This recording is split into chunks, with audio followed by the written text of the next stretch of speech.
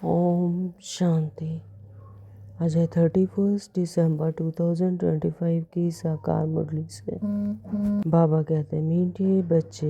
हाँ जी बाबा। Madhuban हॉलीएस्ट of the Holi बाप का घर है। यहाँ तुम किसी भी पतित को ला नहीं सकते। मधुबन हॉलीएस्ट ऑफ द होली बाप का घर है। यहाँ तुम किसी भी पतित को ला नहीं सकते। प्रश्न किया है, इस ईश्वरीय मिशन में जो पक्के निश्चय बुद्धि है उनकी निशानियाँ क्या होंगी? उत्तर दिया है बाबा ने। नंबर 1, वे स्तुति निंदा सब में धीरज से काम लेंगे। जो ईश्वरीय मिशन में जो पक्के निश्चय बुद्धि है तो वो स्तुति निंदा उनके लिए सब एक समान। क्योंकि देहभान में नहीं है। देहभान में आने से ही स्तुति हो रही है या निंदा हो रही है। इस ज्ञान की अवेयरनेस रहती है। लेकिन जब सोल कॉन्शियसनेस में आत्मा रहती है तो निंदा स्तुति सब एक समान। सब में धीरज से काम लेंगे, क्रोध नहीं करेंगे, किसी को भी दैहिक दृष्टि से नहीं देखेंगे, है ना तो स्वयं को देह समझेंगे, ना दूसरों को समझेंगे, किसी को भी दैहिक दृष्टि से नहीं देखेंगे, आत्मा को ही देखेंगे, आत्मा होकर बात करेंगे। स्त्री पुरुष साथ में रहते कमल फूल समान रहेंगे, क्योंकि अंदर स्मृति है कि हम पवित्र आत्मा है। तो स्त्री पुरुष साथ में रहते हुए भी कमल फूल समान रहेंगे, किसी भी प्रकार की तमन्ना इच्छा नहीं रखेंगे। इच्छा मात्रम अविद्या, इच्छा पता भी ना हो कि क्या होती है, इस तरह की वृत्ति हो जाती, किसी भी प्रकार की तमन्ना नहीं रखेंगे। गीत है, जले ना क्यों परवाना। ओम शांति बाबा रूहानी बच्चों प्रति रूहानी बाप समझा रहे हैं, अर्थात भगवान पढ़ा रहे हैं रूहानी स्टूडेंट को। उन बच्चों से में जो बच्चे पढ़ते हैं उन्हें कोई रूहानी स्टूडेंट नहीं कहेंगे। जो स्कूलों में जो बच्चे पढ़ते हैं बाबा कहते हैं उन्हें रूहानी स्टूडेंट नहीं कहेंगे। वे तो हैं ही आसुरी विकारी संप्रदाय के। आगे तुम भी आसुरी अथवा रावण संप्रदाय के थे। अब राम राज्य में चलने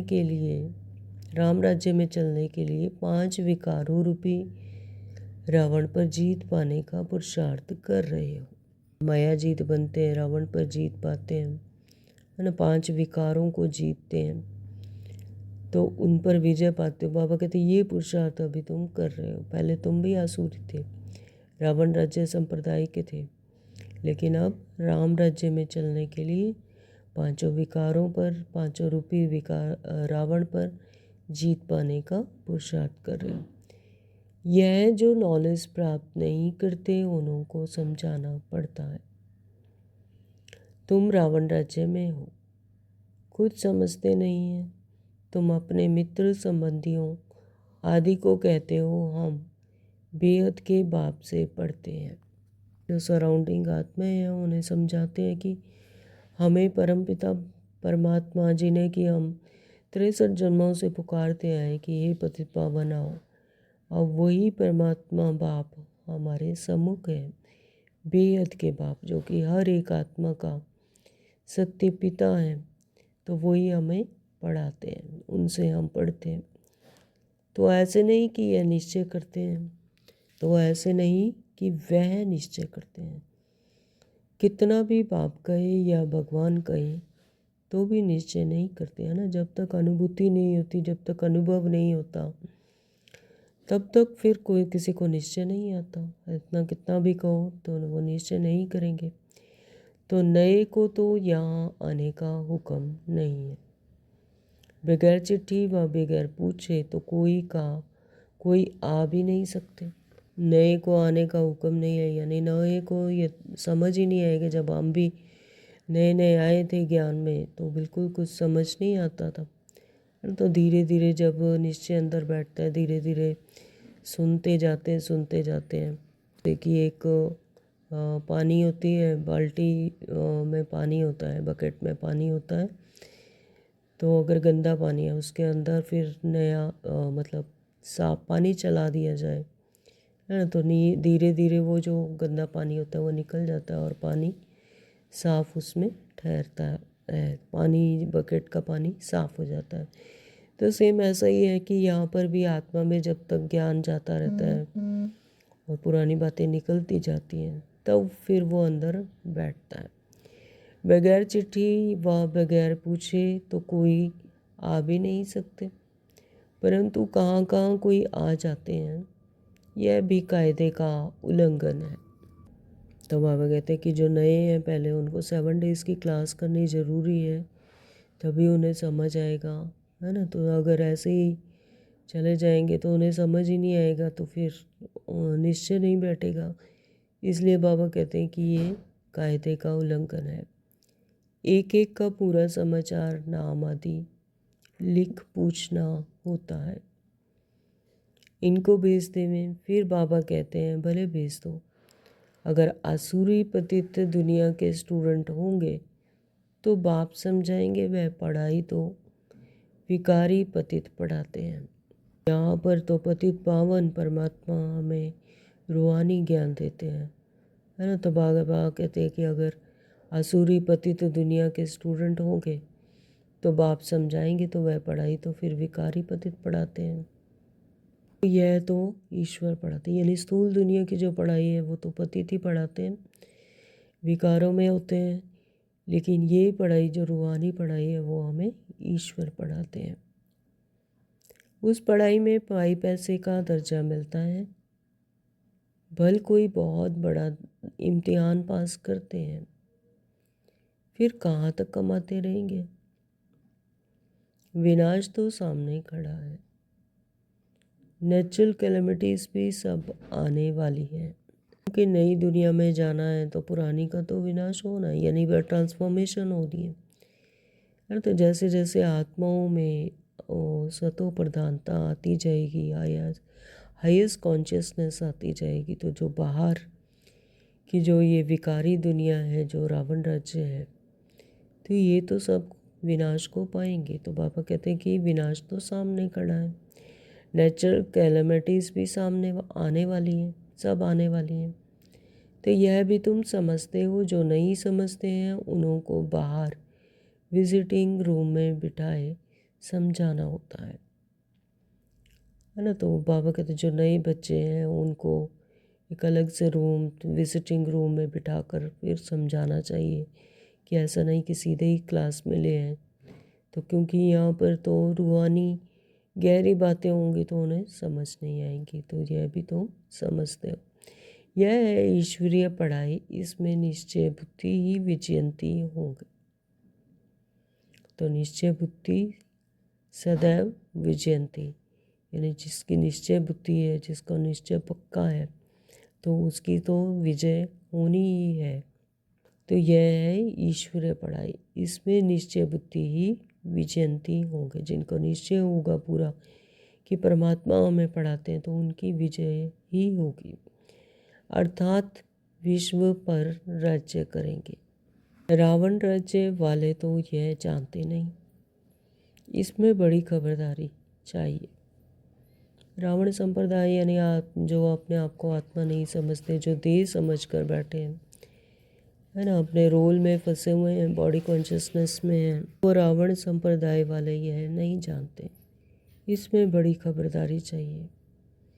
परमिशन बगैर कोई भी अंदर आ नहीं सकता। तो बाबा आज बार बार समझाने दे रहे हैं कि बिना परमिशन के तो कोई अंदर आ नहीं सकता। यह कोई घूमने फिरने की जगह नहीं है। थोड़े समय में कायदे कड़े हो जाएंगे, क्योंकि यह है हॉलीएस्ट ऑफ द होली। यह स्थूल दुनिया की तरह कोई घूमने फिरने की जगह नहीं है कि यहाँ पर हर कोई आ जाए। यहाँ पर स्वयं परमपिता परमात्मा आकर ईश्वरीय ज्ञान देते हैं। तो बाबा कहते हैं थोड़े समय में तो कायदे और कड़े हो जाएंगे, क्योंकि यह है हॉलीएस्ट ऑफ द होली। तो श्री बाबा को इंद्र भी कहते हैं, है ना। शिव बाबा को इंद्र भी कहते हैं। इंद्र की सभा सुनी ना, तो वहाँ पर कोई भी अपवित्र नहीं जा सकते, तो शिव बाबा को इंद्र भी कहते हैं। तो यह इंद्र सभा है। तो यह भी क्या है? इंद्र सभा। 9 रत्न अंगूठी में भी पहनते हैं ना, तो उन रत्नों में नीलम भी होता है, पन्ना माणिक भी होता है।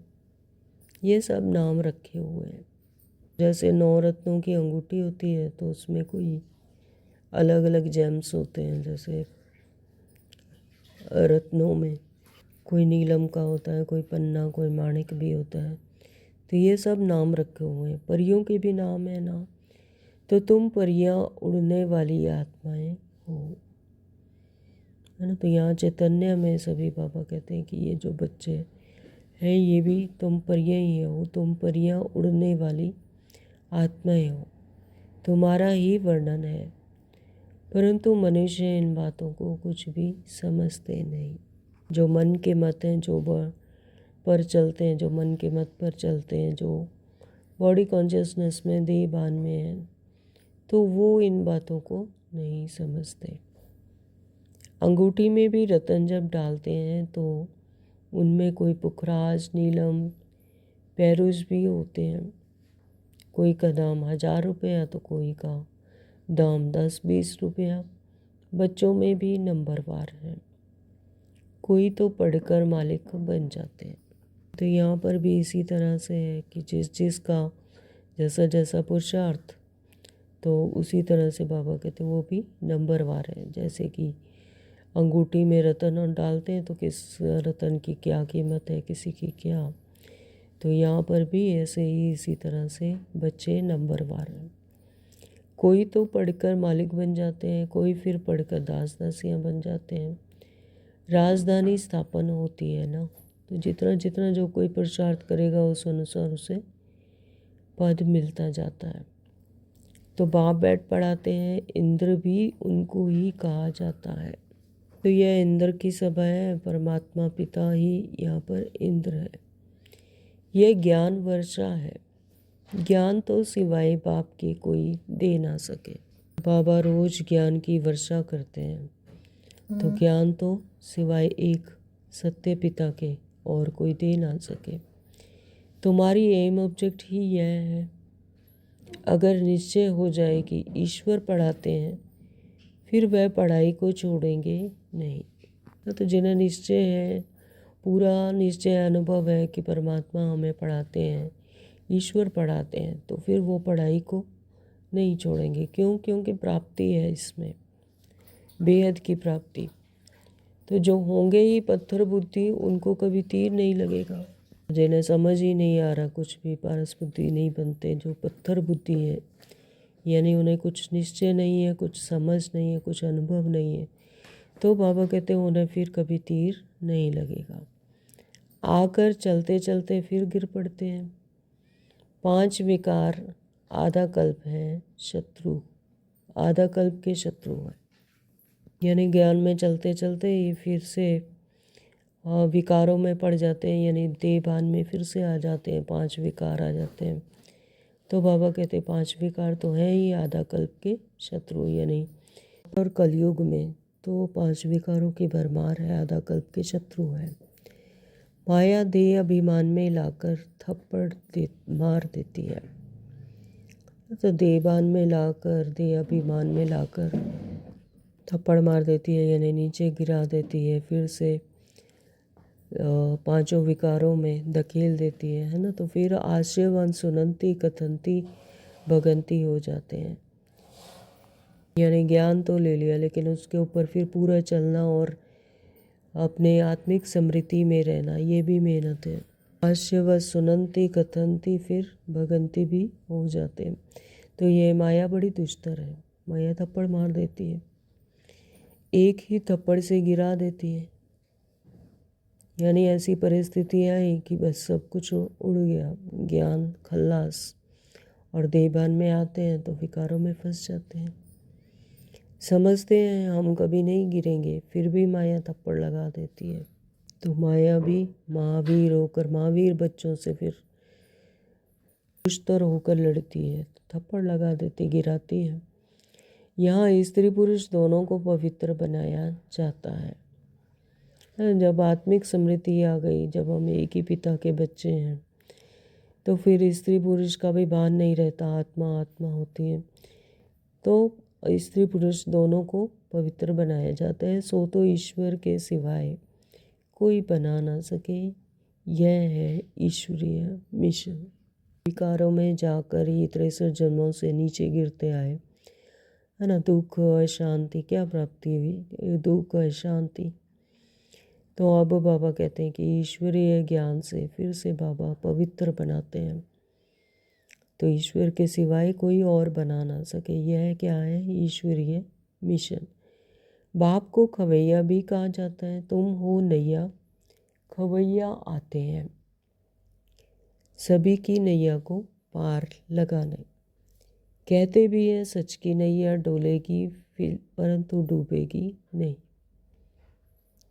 कितने ढेर के ढेर मठ पंथ हैं, ज्ञान और भक्ति की जैसे लड़ाई होती है। तो परमात्मा क्या है? कवैया। ये तो जी सृष्टि रूपी और जो महासागर है, इसमें परमात्मा हमारी नैया की खवैया बनते हैं और इसे पार लगाते हैं। कवैया आते हैं सभी की नैया को पार लगाने।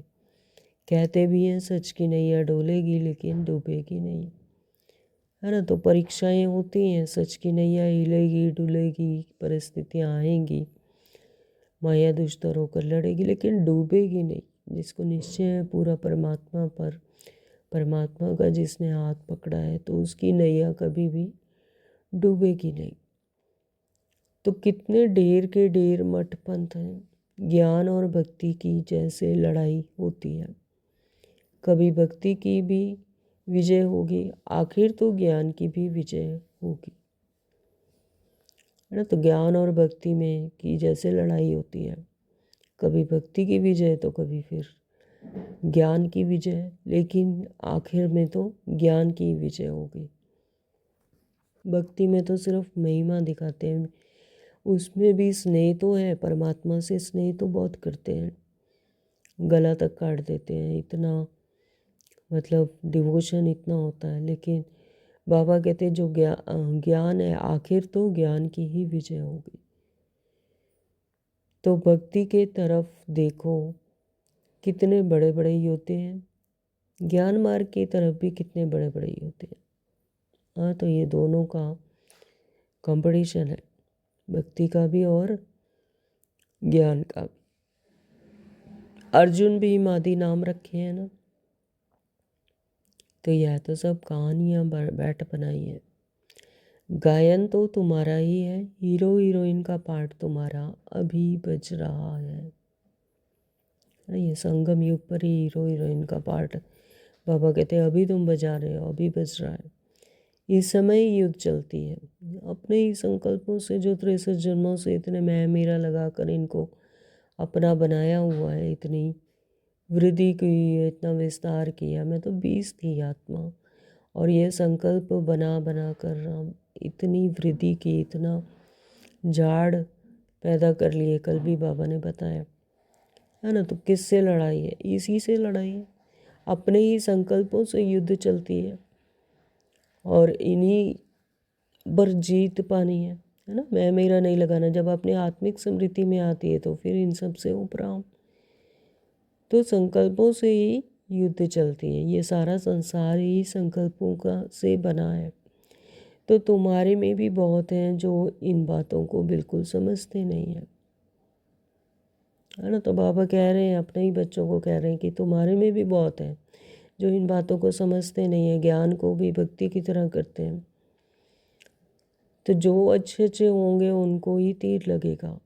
मेन बात है अपने आत्मिक समृद्धि में रहने की, देहभान में नहीं आना है। तो फिर देहभान में आए तो फिर भक्ति की तरह ही ज्ञान को भी उठा लेते हैं। देहभान में आए तो फिर माया पकड़ लेती है, माया थप्पड़ लगाती है। 3rd क्लास तो बैठ ना सके, दिन प्रतिदिन बहुत कड़े कायदे होते जाएंगे। पत्थर बुद्धि जो कुछ नहीं समझते, उनको तो यहाँ बैठना भी बेकायदे है। हाँ, तो जिन्हें कुछ समझ ही नहीं आ रहा उनको क्लास में बैठने का भी कोई फ़ायदा नहीं, उन्हें समझ ही नहीं आएगा, ऊपर से जाएगा सब। तो इसको समझने के लिए पारस बुद्धि चाहिए, बहुत महीन बुद्धि चाहिए। तो वो कैसे होगा? धीरे धीरे जैसे जैसे ज्ञान अंदर जाता जाएगा तो इस देहभान से निकलेंगे, इस बॉडी कॉन्शियसनेस से निकलेंगे, सो हमको आत्मा समझेंगे, इसी बात की स्मृति रखेंगे, तब ज्ञान अंदर बैठता है। तो यह हॉलीएस्ट ऑफ होली है। पोप को होली कहते हैं, यह तो बाप है हॉलीएस्ट ऑफ होली। बाप कहते हैं इन सभी का भी मुझे कल्याण करना है, तो यह सब विनाश हो जाने वाले हैं, यह भी कोई सब थोड़े ही समझते हैं।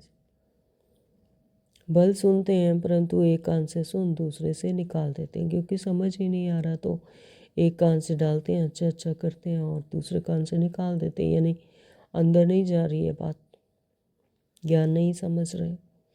ना कुछ धारण करते हैं ना कराते हैं। कराएंगे तो तब जब कुछ ना कुछ धारण हो। तो बाबा कहते हैं ना धारण करते हैं ना कराते हैं।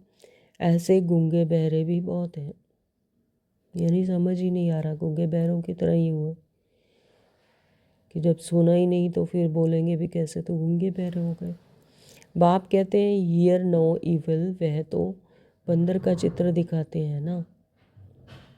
तो यहाँ स्थूल दुनिया में भी कहते हैं hear no evil, see no ear, see no evil, है ना, स्पीक नो इविल। यहाँ पे बाबा ने ऐड किया है do no evil, think no evil. सबसे पहले तो थिंक नो इविल, फिर डू नो इविल, है ना। तो परंतु यह तो मनुष्यों के लिए कहा जाता है, मनुष्य इस समय बंदर से भी बदतर है।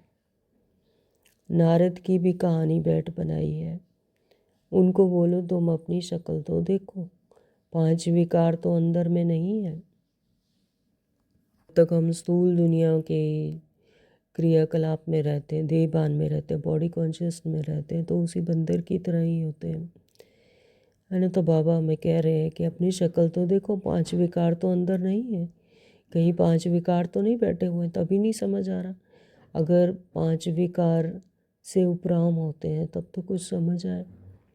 तो जैसे साक्षात्कार होता है, हनुमान का भी साक्षात्कार होता है ना, तो बाप कहते हैं कल्प कल्प यह होता है। तो जैसी जिसकी भावना फिर वैसे ही उसको फल मिलता है।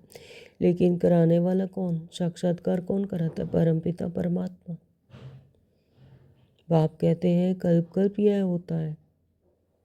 सतयुग में यह कुछ भी बातें होती नहीं, ये पुरानी दुनिया ही खत्म हो जाएगी। जो पक्के निश्चय बुद्धि हैं वह समझते हैं कल पहले भी हमने यह राज्य किया था।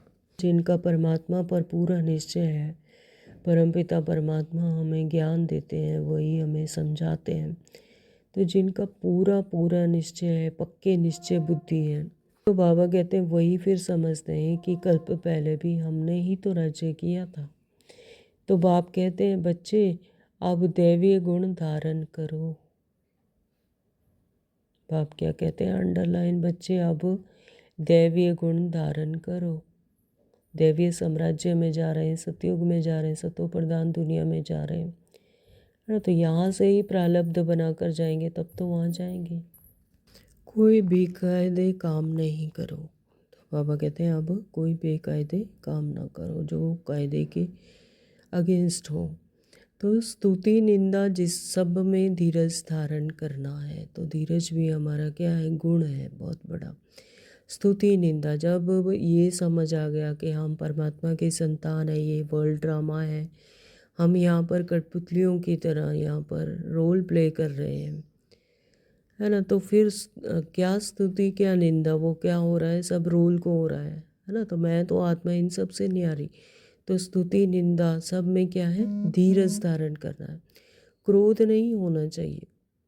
क्रोध कब आता है? जब हम बॉडी कॉन्शियसनेस में आते हैं, तेरा मेरा, ऐसे क्यों किया वैसे क्यों किया, है ना। तो जब है ही आत्मा तो फिर साइलेंस में जब ये स्मृति है तो फिर क्रोध नहीं होना चाहिए।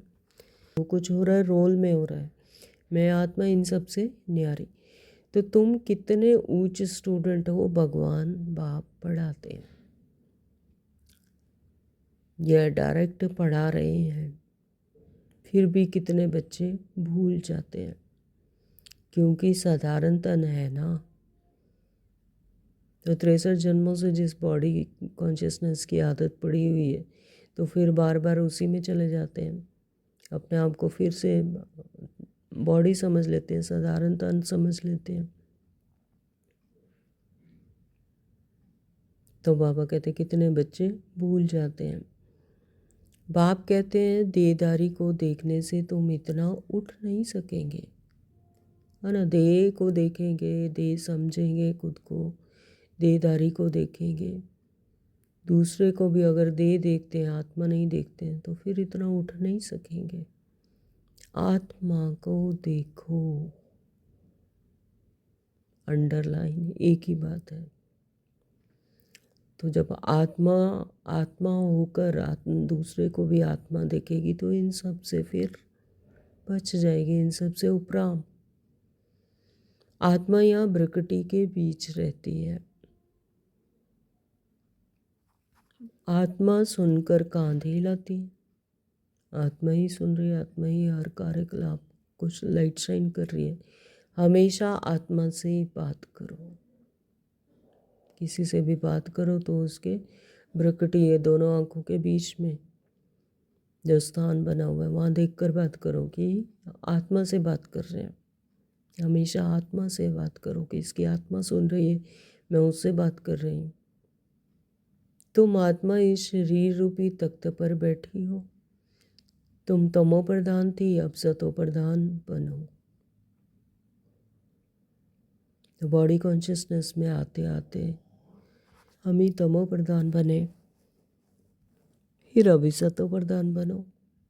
अपने सोल कॉन्शियसनेस में आकर, अपनी हाईएस्ट कॉन्शियसनेस में आकर फिर से सतो प्रधान बनो, क्योंकि अभी कॉन्शियसनेस जो है वो लोअर। वो आत्मा समझ बाप को याद करने से देह का भान छूट जाएगा। आधा कल्प का देह अभिमान रहा हुआ है, इस समय सब देह अभिमानी हैं। तो जो द्वापर से लेकर अभी तक देह अभिमान में थे, तो बाबा कहते हैं अब इस समय पर, संगम युग पर, जब परमात्मा से मिलन हो गया, तो इस समय सब देह अभिमानी हैं। देह अभिमानी यानी सोल कॉन्शियसनेस। तो अब बाप कहते हैं देही अभिमानी बनो, अब सोल कॉन्शियसनेस में आओ। आत्मा ही सब कुछ धारण करती है, खाती पीती सब कुछ आत्मा करती है। बाप तो अभोक्ता कहा जाता है, बाप को तो अभोक्ता कहा जाता है, परमात्मा तो अभोक्ता है।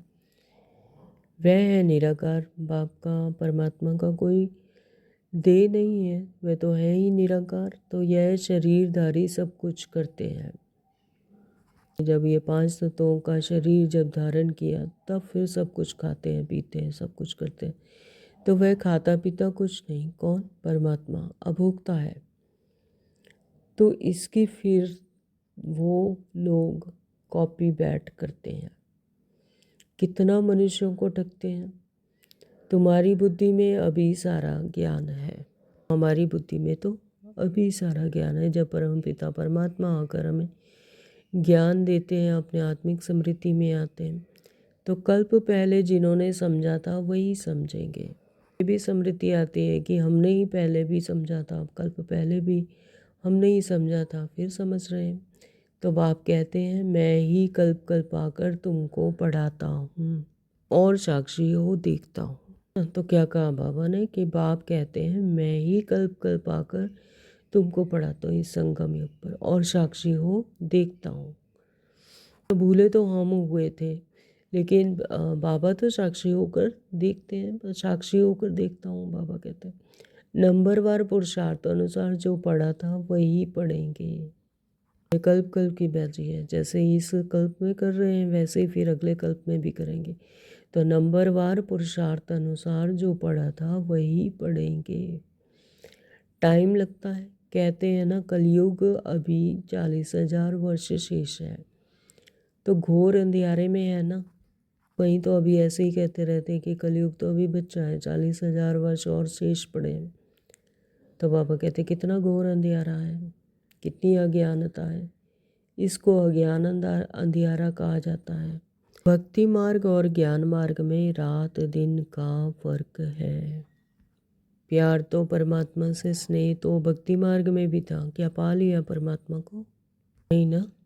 तो भक्ति मार्ग और ज्ञान मार्ग में रात दिन का फर्क है। भक्ति में सिर्फ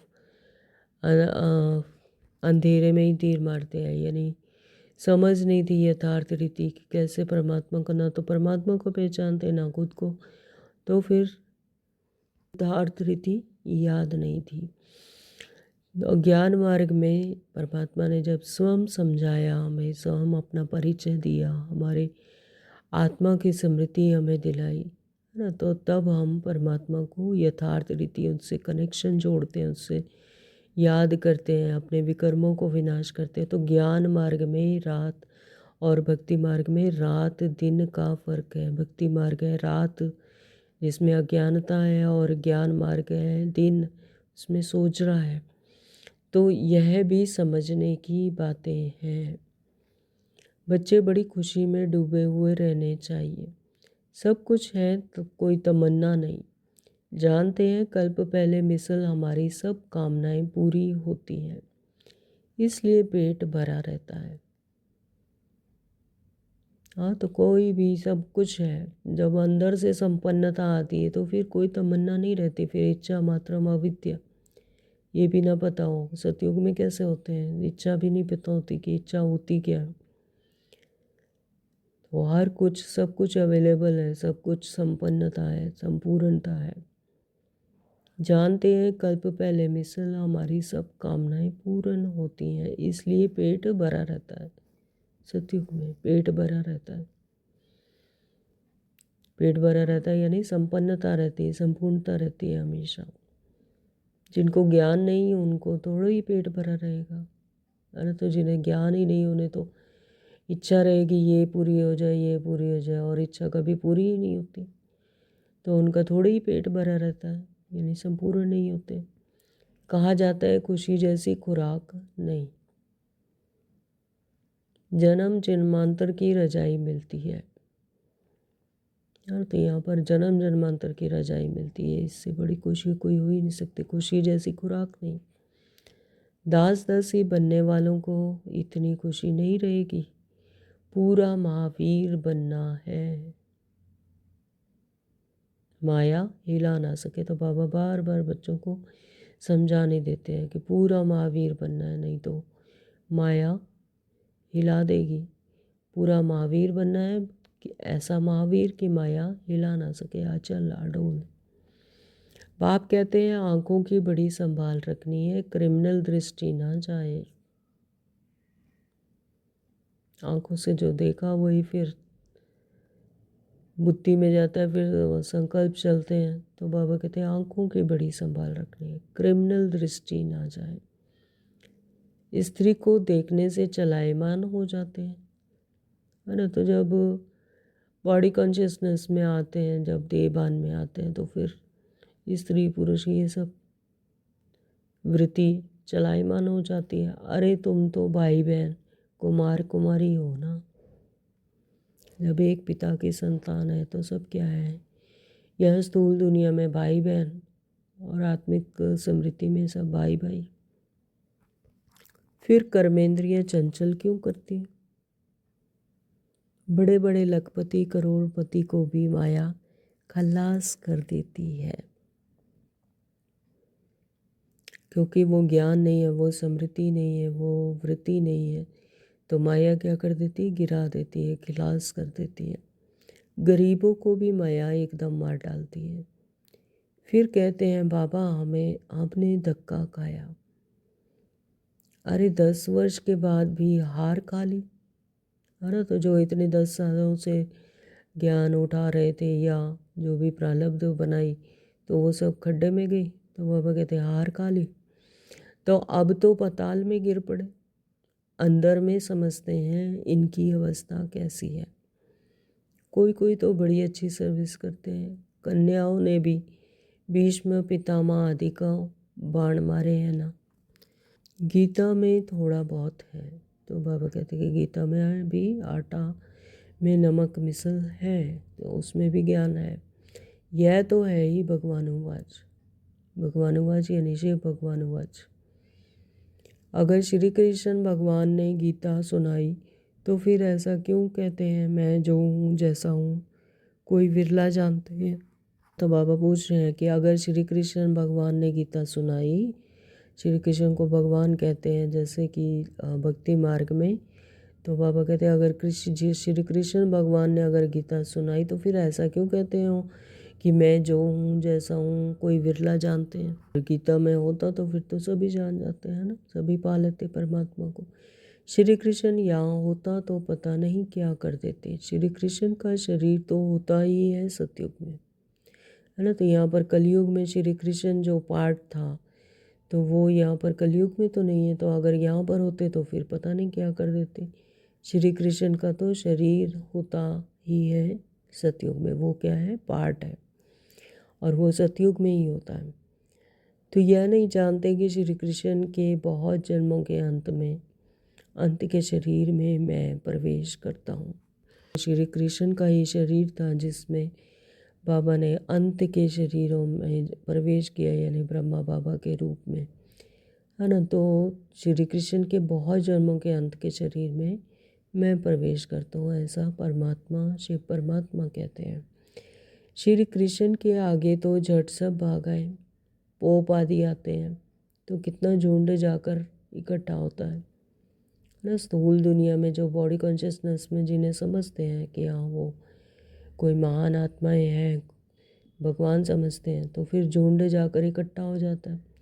तो मनुष्य यह थोड़ी ही समझते हैं कि यह इस समय सब पतित तमो प्रधान है, सभी का जन्म विकारों से हुआ, पतित हैं सभी। तो बाबा कहते सब पतित हैं, तमो प्रधान है। कहते भी हैं हे पतित पावन आओ, परंतु समझते नहीं हम पतित हैं, है ना। ऐसे कह देते हैं कि हम पतित हैं, पावन बनाओ, परमात्मा आओ, लेकिन अगर कोई उन्हें कह दे कि तुम पतित हो तो बिगड़ पड़ते हैं, नहीं कह, अपने आप को पतित नहीं समझते। बच्चों को बाप कितना अच्छी रीति समझाते हैं। बाबा की बुद्धि तो सब सेंटर्स के अनन्य बच्चों तरफ चली जाती है। जब जास्ती अनन्य बच्चे यहाँ आते हैं तो फिर यहाँ देखता हूँ, नहीं तो बाहर में बच्चों को याद करना पड़ता है। तो बाबा भी देखो बच्चों को याद करते हैं। बाबा कहते हैं कि बाबा की बुद्धि तो सब सेंटर्स के अनन्य बच्चों तरफ चली जाती है। तो जब जास्ती अनन्य बच्चे यहाँ आते हैं तो फिर यहाँ देखता हूँ, तो बाहर में बच्चों को याद करना पड़ता है, उनके आगे ज्ञान डांस करता हूँ। हाँ बाबा मेजॉरिटी ज्ञानी तो आत्मा होते हैं तो मज़ा भी आता है, नहीं तो बच्चों पर इतना अत्याचार होते हैं, कल्प कल्प सहन करना पड़ता है। ज्ञान में आने से फिर भक्ति भी छूट जाती है।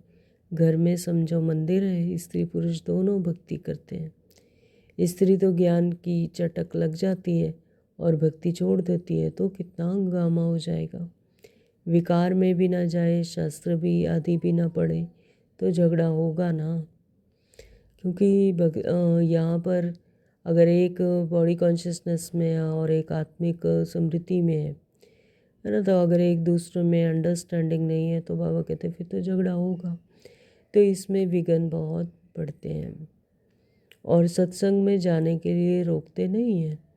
यहाँ की है पवित्रता की बात, यहाँ पर यही बात खटकती है कि जब पवित्रता की बात आती है तो फिर खटकती है। और सत्संगों में जाने के लिए कोई नहीं रोकते, लेकिन यहाँ पर ज्ञान मार्ग में जब पवित्रता की बात आती है तो फिर दूर भागते हैं। तो पुरुष तो नहीं रह सकते तो जंगल में चले जाते हैं, स्त्रियाँ कहाँ जाएं, है ना। तो पुरुष तो घर गृहस्थी छोड़कर चले जाते हैं, जंगलों में चले जाते हैं, लेकिन बाबा कहते हैं स्त्रियाँ कहाँ जाएं, उनका भी तो कल्याण करना है। तो स्त्रियों के लिए वह समझते हैं नर्क का द्वार है। बाप कहते हैं यह तो स्वर्ग का द्वार है। बाबा कहते तुम बच्चियाँ अभी स्वर्ग स्थापन करती हो। दुनिया वालों ने तो स्त्रियों को क्या कहा, नर्क का द्वार कहा, लेकिन परमात्मा पिता ने क्या कहा कि ये स्वर्ग का द्वार है, क्योंकि तुम बच्चियाँ अभी स्वर्ग स्थापन करती हो। तो इनसे पहले नरक का द्वार थी, यानी जब 5 विकारों में थे, जब देह भान में थे, है ना, तो फिर नरक का द्वार थी। अभी स्वर्ग की स्थापना होती है। सतयुग है स्वर्ग का द्वार, कलयुग है नरक का द्वार। सतयुग में सारी आत्माएं ही सतो प्रधान है, प्रकृति तो सतो प्रधान है ना, तो 5 तत्व हैं वो भी सतो प्रधान है, तो स्वर्ग का द्वार है। और कलयुग में सभी तरफ तमो प्रधानता है, आत्माएं भी तमो प्रधानता में, प्रकृति भी, 5 तत्व भी, तो नरक का द्वार है, यानी दुख है, अशांति है। तो यह समझ की बात है। तुम बच्चे भी नंबरवार पुरुषार्थ अनुसार समझते हो, भल पवित्र तो रहते हैं, बाकी ज्ञान की धारणा नंबरवार होती है। पवित्र तो बन जाते हैं, लेकिन जो ज्ञान की धारणा है वो नंबरवार पुरुषार्थ अनुसार होती है। तुम तो वहाँ से निकल कर यहाँ आकर बैठे हो, परंतु अब तो समझाया जाता है गृहस्थ व्यवहार में रहना है ना। तो ये हमारा निर्वर्ती मार्ग नहीं है, हमारा प्रवर्ती मार्ग है। इसमें हमें गृहस्थ छोड़कर नहीं जाना। बाबा ने कहा गृहस्थ व्यवहार में रहते हुए ही बुद्धि योग परमात्मा से लगाना है, परमात्मा को याद करना। उन्हों को तकलीफ होती है, यहाँ रहने वालों के लिए तो कोई तकलीफ नहीं। तो बाप समझाते हैं कमल फूल समान गृहस्थ व्यवहार में रहते पवित्र रहो। यानी जब अगर गृहस्थ व्यवहार छोड़कर जाते हैं तो उन्हें वे तकलीफ होती है, उनके मेंबर हैं ना घर के। तो बाबा कहते हैं यहाँ तो कोई तकलीफ नहीं है, लेकिन बाप समझाते हैं कि तुम्हें कमल फूल समान अपनी रचना को भी संभालना, अपने घर को भी संभालना है, गृहस्थ को भी संभालना है। फूल समान गृहस्थ व्यवहार में रहते हुए पवित्र रहो। सो भी इस अंतिम जन्म की बात है। ये अंतिम जन्म है, इसमें ही ऐसा करना है, पवित्र रहकर फूल समान बनकर गृहस्थ व्यवहार को संभालना। गृहस्थ व्यवहार में रहते हुए अपने को आत्मा समझो, है ना। तो हमारा बुद्धि योग है, हम बुद्धि से परमात्मा को याद करते हैं। आत्मा ही सुनती है, आत्मा ही है बनी है, आत्मा ही जन्म जन्मांतर भिन्न भिन्न ड्रेस पहनती आई है।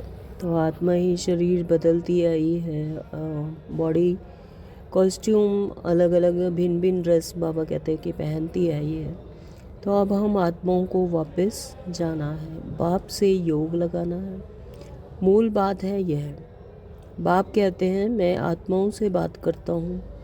आत्मा भ्रकटी के बीच में रहती है, दोनों आँखों के बीच में भ्रकटी ये है तख्त आत्मा के रहने का। इस बॉडी में आत्मा भ्रकटी के बीच में रहती है। इन ऑर्गन्स द्वारा सुनती है, कानों द्वारा सुनती है, मुख द्वारा बोलती है ना। तो बॉडी का आधार लेकर आत्मा ही इन ऑर्गन्स द्वारा सुनती है। आत्मा इनमें नहीं होती तो शरीर मुर्दा बन जाता। अगर शरीर में आत्मा नहीं है, चैतन्य शक्ति नहीं है, तो क्या है, हड्डी मांस का ढांचा है, मुर्दा बन जाता है। तो बाप कितना वंडरफुल ज्ञान आकर देते हैं। ये ज्ञान भी हमें परमात्मा ही आकर देते हैं, वही समझाते हैं। तो परमात्मा बगैर तो यह बातें कोई समझ ना सके, समझा ना सके, है ना। तो मनुष्य को नहीं समझा सकते, क्योंकि मनुष्य तो खुद ही जन्म मरण में आते हैं, तो वो भी भूल जाते हैं। उनकी भी ड्रामानुसार ऐसा नूंद है। तो परमात्मा जो कि साक्षी होकर देखते हैं हम आत्माओं को, तो वही आकर ये बातें हमें समझा सकते हैं। सन्यासी आदि कोई आत्मा को थोड़े ही देखते हैं, सन्यासी भी तो मनुष्य ही है ना। तो वो थोड़ी आत्मा को देखते हैं। उन्हें तो अगर आत्मा का ज्ञान होगा तो आत्मा को देख सकेंगे अनुभव से, लेकिन उन्हें ऐसा कोई ज्ञान नहीं होता है। वह तो आत्मा को परमात्मा समझते हैं, आत्मा को ही परमात्मा कह देते हैं। दूसरा फिर कहते हैं आत्मा में लेप छेप नहीं लगता है। शरीर को धोने गंगा में जाते हैं ना, तो आत्मा शरीर गंगा में नहाने से या किसी भी जिसे पवित्र कह रहे हैं, तो उससे तो शरीर तो पवित्र हो सकता है, लेकिन आत्मा उसका गंगा में नहाने से कोई परिवर्तन नहीं होता। उसका तो परिवर्तन ज्ञान से होगा, है ना। तो आत्मा को तो ज्ञान गंगा में नहाने से उसका परिवर्तन होगा, तब वो पवित्र बनेगी। सिर्फ गंगा में नहाने से तो शरीर ही पवित्र हो सकता है, तो यह नहीं समझते। आत्मा ही पतित बनती है, आत्मा ही सब कुछ करती है। बाप समझाते रहते हैं, यह मत समझो हम फलाना हूँ, हम फलाना है, नहीं, सब आत्मा है। यानी रोल कॉन्शियसनेस में जब होते हैं तो मैं बैरिस्टर हूँ, मैं डॉक्टर हूँ, मैं फलाना मंत्री हूँ, तो बाबा कहते हैं ऐसे मत समझो कि मैं फलाना हूँ फलाना हूँ, नहीं, हम सब कौन हैं, आत्माएं हैं। जाति पाति का कोई भेद नहीं रहना चाहिए, अपने को आत्मा समझो। गवर्नमेंट कोई धर्म को नहीं मानती, यह सब धर्म तो दे के हैं। तो धर्म भी किसने बनाए, मनुष्यों ने बनाए ना। तो वो आत्माएं तो एक ही स्वरूप में परमात्मा के घर से आई हैं, सभी आत्माएं परमात्मा की संतान है। तो ये धर्म जाति ये सब यहाँ पर देह भान में बने हैं, देह के ही संबंध है, परंतु सब आत्माओं का बाप तो एक ही है। देखना भी आत्मा को है, सभी आत्माओं का स्वधर्म शांत है। अभी हम कहते हैं ओम शांति, यानी मैं आत्मा शांत स्वरूप हूँ, मेरा स्वधर्म शांत है। तो बाबा कहते सभी आत्माओं का स्वधर्म शांत है। अच्छा, मीठे मीठे सिकलदी बच्चों प्रति माता पिता बाप दादा का याद प्यार और गुड मॉर्निंग। रूहानी बाप की रूहानी बच्चों को नमस्ते। हम रूहानी बच्चों की रूहानी माता पिता बाप दादा को याद प्यार और गुड मॉर्निंग। नमस्ते जी मेरे मीठे बाबा, आपका बहुत बहुत शुक्रिया। धारणा के लिए मुख्य सार में बाबा ने कहा, नंबर 1, जो बातें काम की नहीं है उसे एक कान से सुन दूसरे से निकाल देना। यानी वेस्ट और नेगेटिव को मन में रखकर अपने मन को भारी नहीं करना है, आत्मा को भारी नहीं करना है। जो बातें काम की नहीं है उसे एक कान से सुन दूसरे से निकाल देना है। हियर नो इविल, फिर कहा भी हुआ है hear no evil, hear speak no evil, see no evil, फिर do no evil and think no evil. बाप जो शिक्षाएं देते हैं उसे धारण करना है। तो जो बाबा रोज़ मुरली के द्वारा हमें इतने ज्ञान रतन हमारी झोली में डालते हैं ना, तो एक एक रतन कितने कितने लाखों करोड़ों के हैं। तो बाबा कहते हैं और 21 जन्म चलने वाले हैं। तो जो शिक्षाएं बाबा हमें रोज़ देते हैं उसे धारण करना है। नंबर 2, बाबा ने कहा कोई भी हद की तमन्नाएं नहीं रखनी है, तमन्नाएं नहीं रखनी है। इच्छा मात्रम अविद्या, ऐसा पता भी ना हो कि इच्छा होती क्या है ना। तो आँखों की बड़ी संभाल रखनी है। आँखों से देखते हैं तो बुद्धि में जाता है, फिर संकल्प चलते हैं ना, तो क्रिमिनल आई दृष्टि ना जाए। आँखों की संभाल रखनी है, देखते हुए भी नहीं देखना है। तो कोई भी कर्मेंद्रिय चलायमान ना हो, आत्मा का पूरा कंट्रोल हो कर्मेंद्रियों पर, कोई भी कर्मेंद्रिय चलायमान ना हो। खुशी से भरपूर रहना है। मेरे साथ कौन है, परमात्मा परम पिता परमात्मा। जब ये स्मृति रहती है कि मेरा पिता मेरे साथ सदा ही है, साथ में है, तो खुशी से भरपूर रहना है। स्मृति रख, खुशी से भरपूर रहना। वरदान दिया बाबा ने आज, माया के खेल को साक्षी होकर देखने वाले सदा निर्भय माया जीत भव। माया के खेल को साक्षी होकर देखने वाले सदा निर्भय और माया जीत भव। कि जो कुछ हो रहा है वो रोल चल रहा है, कठपुतलियों का खेल चल रहा है, मैं आत्मा इन सबसे न्यारी है ना, साक्षी होकर देख रही हूँ। तो फिर कोई भय नहीं, सदा निर्भय माया जीत। बाबा क्या कहते हैं, समय प्रति समय जैसे आप बच्चों की स्टेज आगे बढ़ती जा रही है, से अब माया का वार नहीं होना चाहिए। माया नमस्कार करने वार करने नहीं आए, माया नमस्कार करने आए, वार करने नहीं। यदि माया आ भी जाए तो उसे खेल समझकर देखो। माया का भी रोल है, ड्रामा में नूंद है, आएगी बार बार आएगी, तो उसे खेल समझकर देखो। ऐसे अनुभव हो जैसे साक्षी होकर हद का ड्रामा देखते हैं। जैसे स्थूल दुनिया में मूवी देखते आए, नाटक देखते आए, है ना, तो ऐसे ही इसका भी साक्षी होकर हद का ड्रामा देखते हैं, ऐसे देखना है। माया का कैसा भी विकराल रूप हो, आप उसे खिलौना और खेल समझकर देखेंगे तो बहुत मज़ा आएगा। अपने आप के रोल को भी और माया को भी, उसका कैसा भी विकराल रूप हो, उसे खिलौना और खेल समझकर देखेंगे तो मनोरंजन होगा। तो फिर उससे डरेंगे या घबराएंगे नहीं। रोल है, चल रहा है, चलकर ख़त्म हो जाएगा। डरना नहीं है, ना ही घबराना है। जो बच्चे सदा खिलाड़ी बनकर साक्षी हो माया का खेल देखते हैं, सदा निर्भय व मायाजीत बन जाते हैं। करण करावनहार साथ है ना, तो खिलाड़ी बनकर साक्षी हो माया का खेल देखना है, सदा निर्भय और मायाजीत बन जाते हैं। स्लोगन दिया बाबा ने, ऐसा स्नेह का सागर बनो जो क्रोध समीप भी ना आ सके। स्नेह के सागर के सामने क्रोध ठहर ही नहीं सकता, तो ऐसा स्नेह का सागर बनो जो क्रोध समीप भी ना आ सके। ओम शांति। आज के अव्यक्त इशारे हैं, अब संपन्न व कर्मातीत बनने की धुन लगाओ। कर्मातीत अर्थात कर्म के अधीन नहीं, कर्मों के परतंत्र नहीं। कर्मातीत अर्थात कर्म के अधीन नहीं, कर्म के परतंत्र नहीं, स्वतंत्र हो। कर्मेंद्रियों द्वारा कर्म कराओ। जो गायन है कि करते हुए अकर्ता, डूअरशिप नहीं, संपर्क संबंध में रहते हुए कर्मातीत, संपर्क संबंध में रहते हुए भी कर्मातीत, कर्मों के परतंत्र नहीं, स्वतंत्र। क्या ऐसी स्टेज रहती है कोई भी लगाव ना हो और सर्विस भी लगाव से ना हो। कोई भी लगाव ना हो, सर्विस भी लगाव से ना हो कि ये सर्विस मेरी ही है, मुझे ही करनी है, लेकिन निमित्त भाव से हो। करण करावनहार करा रहा है, इससे सहज ही कर्मातीत बन जाएंगे। तो और निर्माण भाव हो तो इससे सहज ही कर्मातीत बन जाएंगे। कर्मों के अधीन नहीं बनना है, परतंत्र नहीं बनना है, स्वतंत्र होना है। स्वतंत्र होकर कर्मेंद्रियों द्वारा कर्म कराओ। ओम शांति। Thank you Baba.